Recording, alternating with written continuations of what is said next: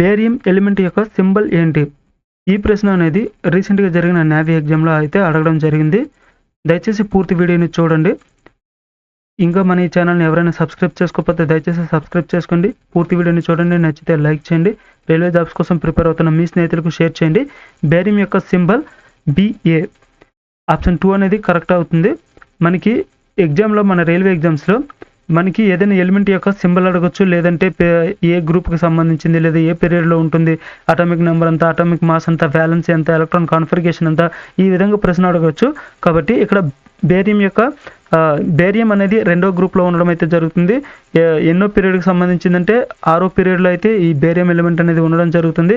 Barium యొక్క atomic number 56, barium యొక్క atomic mass 137, barium యొక్క వ్యాలెన్స్ ఎంతంటే 2 అనేది అవుతుంది. అలానే బేరియం యొక్క ఎలక్ట్రాన్ కాన్ఫిగరేషన్ Xenon 6s2 అనేది అవ్వడం అయితే జరుగుతుంది. అలానే బోరాన్ యొక్క సింబల్ చూసుకుంటే B అనేది అవుతుంది. బోరాన్ 13వ గ్రూప్‌కి చెందిన ఎలిమెంట్. అలానే రెండవ గ్రూప్‌లో అయితే ఈ బోరాన్ ఉండడం జరుగుతుంది. బోరాన్ యొక్క అటామిక్ నెంబర్ 5, అలానే బోరాన్ యొక్క అటామిక్ మాస్ 10 అయితే అవుతుంది.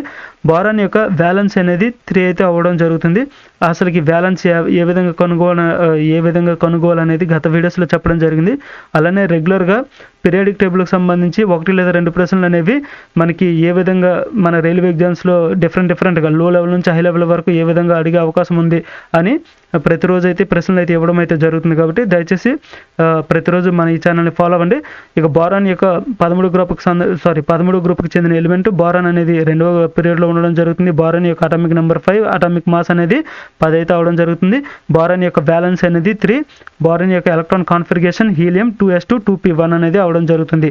అలానే బెరీలియం యొక్క సింబల్ చూసుకుంటే BE అనేది బెరీలియం యొక్క సింబల్ అనేది అవుతుంది. బెరీలియం అనేది రెండో గ్రూప్‌కి చెందిన ఎలిమెంట్, రెండవ పీరియడ్‌లో ఉండడం అయితే జరుగుతుంది. బెరీలియం యొక్క అటామిక్ నెంబర్ 4, అటామిక్ మాస్ అనేది 9 అవుతుంది. బెరీలియం యొక్క వ్యాలెన్స్ అనేది 2 అవ్వడం అయితే జరుగుతుంది. అలానే బెరీలియం యొక్క ఎలక్ట్రాన్ కాన్ఫిగరేషన్ చూసుకుంటే హీలియం 2s2 అనేది అవ్వడం జరుగుతుంది. ఇక్కడ ఈ ఎలక్ట్రాన్ కాన్ఫిగరేషన్ అనేది ఈజీగా కనుగొవచ్చు. మనకి ఏదైనా ఎలిమెంట్ యొక్క అటామిక్ నెంబర్ తెలిస్తే దాన్ని ఆధారంగా చేసుకొని ఎలక్ట్రాన్ కాన్ఫిగరేషన్ని చూసుకోవచ్చు. మనకి ఇక్కడ బోరాన్ యొక్క అటామిక్ నెంబర్ అనేది 5, ఇక్కడ హీలియం అనేది హీలియం యొక్క అటామిక్ నెంబర్ 2, అంటే ఎలక్ట్రాన్స్ అనేవి 2 ఉండడం జరుగుతుంది. అలానే ఇక్కడ 2s2, ఇక్కడ పవర్లో 2 ఎలక్ట్రాన్స్ ఉన్నాయి. అలానే 2p1లో 1 ఎలక్ట్రాన్ అయితే ఉండడం జరిగింది. అంటే టోటల్గా 5 ఎలక్ట్రాన్స్ అనేవి సరిపోవడం జరిగింది. ఈ విధంగా ఎలక్ట్రాన్ని అటామిక్ నెంబర్ని ఆధారంగా చేసుకుని ఎలక్ట్రాన్ని చెక్ చేసుకుంటే సరిపోతుంది, ఎలక్ట్రాన్ కాన్ఫిగరేషన్ అనేది. అలానే బ్రోమిన్ అనేది 17 గ్రూప్కి సంబంధించిన ఎలిమెంట్. అలానే బ్రోమిన్ అనేది 4th పీరియడ్లో ఉండడం అయితే జరుగుతుంది.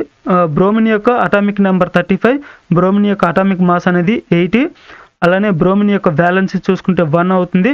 బ్రోమిన్ యొక్క electron configuration organ 3d10 4s2 4p5 అనేది అవ్వడం అయితే జరుగుతుంది. అలానే వ్యాలెన్సీని ఏ విధంగా కనుగొనడం అనేది గత వీడియోస్లో చెప్పడం జరిగింది. మరో వీడియోలో వ్యాలెన్సీ పైన కూడా ప్రశ్న అయితే ఇవ్వడం జరుగుతుంది.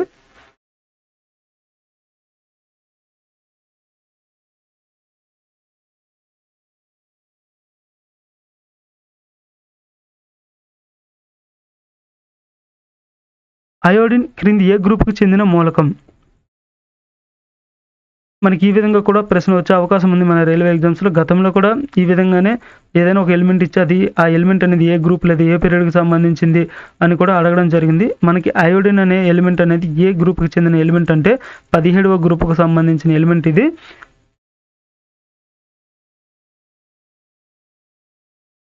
అయోడిన్ యొక్క సింబల్ I. అయోడిన్ అనేది 17 గ్రూప్‌కి సంబంధించిన ఎలిమెంట్. అయోడిన్ అనేది ఏ పీరియడ్‌లో ఉండడం జరుగుతుంది అంటే 5th పీరియడ్‌లో ఉండడం అయితే జరుగుతుంది.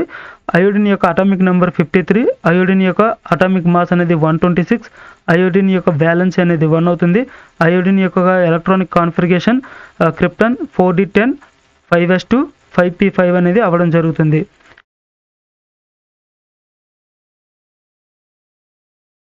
మనకి ఇంకా డెప్త్‌గా ఇవ్వాలి, ఇంకొంచెం టఫ్‌గా హై లెవెల్‌లో ప్రశ్న ఇవ్వాలనుకుంటే మనకి ఈ విధంగా కూడా ఇవ్వచ్చు. ఓజోన్ యొక్క పరమాణు భారం ఎంత? మనకి ఏదైనా మనకి ఫర్ ఎగ్జాంపుల్‌గా ఓజోన్ ఇవ్వచ్చు, లేదా NaCl ఇవ్వచ్చు, ఏదైనా ఇవ్వచ్చు. దాని యొక్క పరమాణు భారం కనుగొవాలి అనుకుంటే మనకి ఎలిమెంట్స్ యొక్క అటామిక్ మాస్ అనేది తెలిసి ఉండాలి.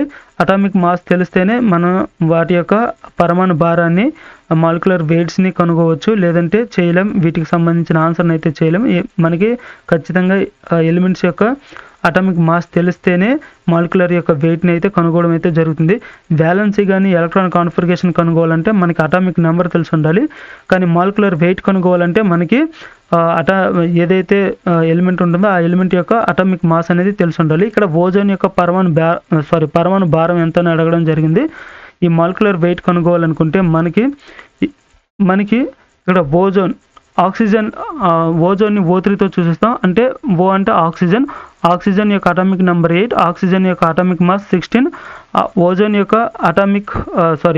అనేది 16th గ్రూప్కి సంబంధించిన ఎలిమెంట్. ఓజోన్ అనేది సెకండ్ పీరియడ్లో ఉండడం జరుగుతుంది. ఓజోన్ యొక్క వ్యాలెన్స్ అనేది 2. ఓజోన్ యొక్క electron configuration helium 2s2 2p4. అలానే ఇక్కడ చూసుకుంటే మనకి మాలిక్యులర్ వెయిట్ ఏ విధంగా కనుగొవచ్చు అంటే మనకి ఓజోన్ యొక్క అటామిక్ మాస్ ఎంత అంటే ఓజోన్ యొక్క atomic mass 16, atomic number 8, atomic mass అనేది 16. మనకి ఇక్కడ ఎన్ని ఓజోన్ ఎలిమెంట్స్ ఉన్నాయంటే 3 ఓజోన్ ఎలిమెంట్స్, ఎన్ని ఆక్సిజన్ ఎలిమెంట్స్ ఉన్నాయంటే 3 ఆక్సిజన్ ఎలిమెంట్స్ అయితే ఉండడం జరిగింది. అంటే ఒక్కొక్క ఆక్సిజన్ యొక్క మాలిక్యులర్ వెయిట్ చూసుకుంటే 16 అయితే ఉండడం జరుగుతుంది. అలా 3 ఉన్నాయి కనుక 16 × 3 48 అయితే అవ్వడం అయితే జరుగుతుంది. అలానే ఇక్కడ ఖచ్చితంగా మనకి యూనిట్స్ అయితే తెలియజేయాలి. ఇక్కడ 48 g/mol అనేది ఉండడం జరిగింది. అలానే ఇక్కడ 48 అని ఉంది, ఇక్కడ 48 గ్రామ్ అనేది ఉండడం జరిగింది. ఇక్కడ చూసుకోవాలి, మనం ఆన్సర్ చేసేటప్పుడు ఆ ప్రశ్నకు సంబంధించి ఆన్సర్ వచ్చిందని, ఫర్ ఎగ్జాంపుల్గా మనకి చేసేటప్పుడు 16 3 48 చూడగానే 48 కనబడింది కదా అని దీన్ని ఆన్సర్గా చేస్తే తప్పు అయిపోతుంది. ఖచ్చితంగా ఏదైనా ఫిజిక్స్ కెమిస్ట్రీలో ఖచ్చితంగా యూనిట్స్ని అయితే తెలియజేస్తేనే వాటి ఆన్సర్ అనేది కరెక్ట్ ఉంటుంది, లేదంటే తప్పు అయిపోతుంది. చూసుకోండి ఎగ్జామ్స్ రాసేటప్పుడు. ఇక్కడ మనకి మాలిక్యులర్ వెయిట్ చూసుకుంటే 48 g/mol అనేది అవుతుంది. 14 సంవత్సరాల వయసు కలిగిన పెరుగుదలలో పిల్లలకు ఏది చాలా ముఖ్యం? మనకి పెరుగుదలకు పిల్లలకు చాలా ముఖ్యమైనది ఏంటంటే ప్రోటీన్.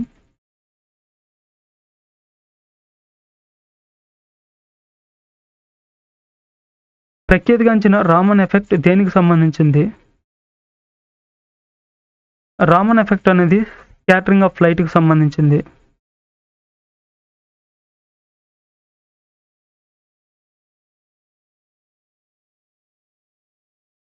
ప్లవన సూత్రములను ప్రతిపాదించిన శాస్త్రవేత్త ఎవరు? ప్లవన సూత్రములను ప్రతిపాదించింది ఆర్కిమెడిస్.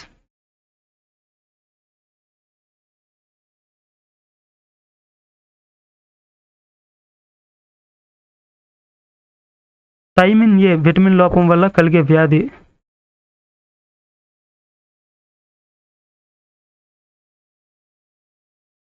థైమిన్ ఏ విటమిన్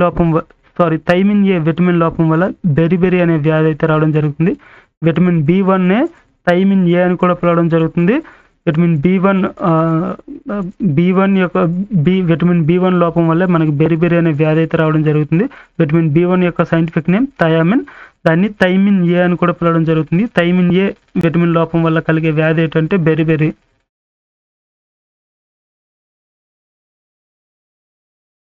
క్రింది వానిలో రేడియో ధార్మికత లేని మూలకము ఏది? రేడియో యాక్టివ్ ఎలిమెంట్ కానిది ఏది అని అడగడం జరిగింది. మనకి ఈ విధంగా ఏదైనా ఒక ఎలిమెంట్ అంటే ఆప్షన్స్లో ఏదైనా 4 ఆప్షన్స్లో ఏది రేడియో యాక్టివ్ ఎలిమెంట్ కానిది ఏది అని అడిగారు అనుకుంటే మనకి ఖచ్చితంగా 118 మూలకాలు తెలిసి ఉండాలి. ఆ 118 మూలకాల్లో వాటి యొక్క అటామిక్ నెంబర్ తెలుసుంటే ఖచ్చితంగా మనం ఏం చేయొచ్చు అంటే అది రేడియో ధార్మికత మూలకమా కాదా అనేది ఈజీగా కనుగొవచ్చు. 87 కంటే ఇక్కడ పరమాణు సంఖ్య అనేది అటామిక్ నెంబర్ అనేది 87 కంటే ఏదైతే ఎలిమెంట్స్కి ఎక్కువ ఉంటుందో ఆ ఎలిమెంట్స్ అన్నీ కూడా రేడియో ధార్మికత మూలకాలు అనేవి అవుతాయి. అంటే రేడియో యాక్టివ్ ఎలిమెంట్స్ అయితే అవ్వడం అయితే జరుగుతుంది. కాబట్టి గుర్తుపెట్టుకోండి, మన ఎగ్జామ్స్లో ఎప్పుడైనా రైల్వే ఎగ్జామ్స్లో ఏదైనా ఆప్షన్స్లో మనకిచ్చి రేడియో యాక్టివ్ ఎలిమెంట్ అని అడగొచ్చు, లేదంటే నాన్ రేడియో యాక్టివ్ ఎలిమెంట్ ఏదైనా అడగొచ్చు. అది రేడియో యాక్టివ్ ఎలిమెంటా లేదా నాన్ రేడియో యాక్టివ్ ఎలిమెంట్ అనేది ఏ విధంగా కనుగోవాలనుకుంటే, మనకి పరమాణు సంఖ్య అనేది 87 కంటే ఎక్కువ ఉన్న ఏ ఎలిమెంట్ అయినా కూడా అది రేడియో యాక్టివ్ ఎలిమెంట్ అనేది అవడం జరుగుతుంది. ఇక్కడ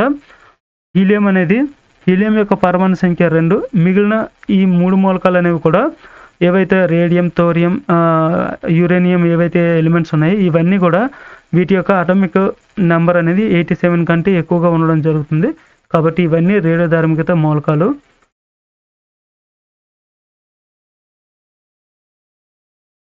క్రింది వాటిలో ఏది లింగ సహలగ్న వ్యాధి? అంటే తెలుగులో ఎగ్జామ్ ఉంటే ఇది గత ఎగ్జామ్స్లో అడిగిన ప్రశ్న ఇది. గత ప్రభుత్వ రైల్వే ఎగ్జామ్స్లో అడిగిన ప్రశ్న. తెలుగులో ఒక ప్రశ్న అనేది ఉంటే ఏ విధంగా ఉంటుంది అనేది ఎగ్జాంపుల్ కోసం మీకు ఈ ప్రశ్న అయితే ఇవ్వడం జరిగింది. క్రింది వాటిలో ఏది లింగ సహలగ్న వ్యాధి? అంటే ఈ విధంగా ఇస్తే తెలుగులో మనకు అసలు అర్థం కాదు. కాబట్టి మీరు ప్రిపేర్ అయ్యేటప్పుడు తెలుగు టు ఇంగ్లీష్ 2 కూడా ప్రిపేర్ అవ్వండి. అప్పుడు కొంచెం ఏదైనా మనకి తెలుగులో అర్థం కాకపోతే ఇంగ్లీష్లో చూసి దాన్ని ఆన్సర్ చేయడానికి అయితే ప్రయత్నం చేయొచ్చు. మనకి మ్యాక్సిమం చదివిన ప్రశ్నలు వస్తాయి. కాకపోతే తెలుగు, ఇంగ్లీష్ 2 మనకి ఈ తెలుగులో ఈ విధంగా కానీ ఉంటే ఖచ్చితంగా తెలిసిందైనా కూడా చేయలేకపోవచ్చు. సెక్స్ లింక్డ్ డిసీజ్ ఏదంటే ఇక్కడ ఎయిడ్స్ అనేది సెక్స్ లింక్డ్ డిసీజ్ అనేది అవుతుంది.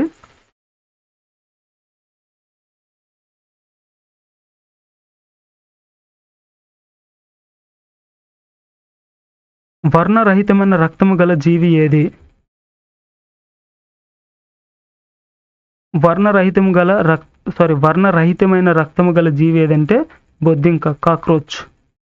ఈ వీడియో మీకు నచ్చినట్టయితే లైక్ చేయండి. ఇంకా మన ఈ ఛానల్ని ఎవరైనా సబ్స్క్రైబ్ చేసుకోకపోతే దయచేసి సబ్స్క్రైబ్ చేసుకోండి. అలానే రైల్వే జాబ్స్ కోసం ప్రిపేర్ అవుతున్న మీ స్నేహితులకు షేర్ చేయండి. 1000 ప్రశ్నలకు సంబంధించిన జనరల్ సైన్స్కి సంబంధించిన PDF కావాలనుకునేవారు డిస్క్రిప్షన్లో లింక్ని అయితే ఇవ్వడం జరిగింది. వాట్సాప్ గ్రూప్ లింక్ని ఇవ్వడం జరిగింది. వాట్సాప్ గ్రూప్లో జాయిన్ అయ్యి PDF కావాలని మెసేజ్ చేయండి. మీకు PDFని అయితే అందించడం జరుగుతుంది. Thank you.